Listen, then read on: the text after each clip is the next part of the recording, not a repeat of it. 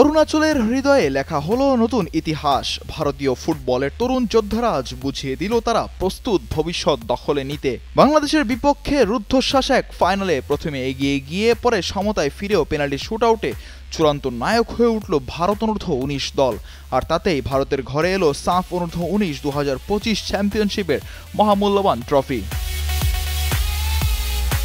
ফাইনালের প্রথম বাঁশি থেকেই দেখা গেল ভারতীয়দের আগ্রাসী মনোভাব, গ্যালারি ভর্তি সমর্থকদের তালে তালে ছন্দময় পাসিং, শারীরিক দাপট আর আক্রমণের ধার। প্রথমার্ধেই গোল করে এগিয়ে যায় ভারত। গ্যালারিতে তখন শুধুই ইন্ডিয়া ইন্ডিয়া ধ্বনি, কিন্তু খেলা তখনও অনেক বাকি। বাংলাদেশ লড়াকু মন মানসিকতায় ঘুরে দাঁড়িয়ে দ্বিতীয়ার্ধে সমতায় ফেরে।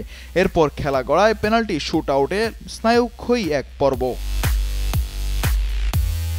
বাংলাদেশের প্রথম তিনজন শুটার গোল করলেন নিখুঁতভাবে, একটিও মিস নয়। ভারতীয় গোলরক্ষক ছুটেছেন, ঝাঁপিয়েছেন, কিন্তু জালে বলের গন্তব্য ঠেকাতে পারেননি। বাংলাদেশ ৩ শটের ৩টিতেই গোল। ভারত দ্বিতীয় শটে গোল মিস। ভারতের প্রথম ৩ শটের শেষে স্কোর দাঁড়ায় বাংলাদেশ ৩, ভারত ২।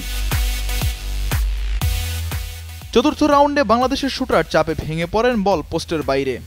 এটাই ভারতীয় শিবিরে প্রথম বিজয়ের সুর। আর ভারত তাদের চতুর্থ শট ছিল ঠান্ডা মাথায় নেয়া, লক্ষ্যভ্রষ্ট নয়, জালে। বাংলাদেশ ৩, ভারত ৩। বাংলাদেশের পঞ্চম শুটার সামনে এসে দাঁড়ান হাল ছেড়ে নয়, তবু গোলরক্ষকের অস্বাভাবিক রেফ্লেক্সে বল থামে গোল লাইনের আগেই। গ্যালারিতে তখন নিস্তব্ধতা আর উত্তেজনার যুদ্ধ।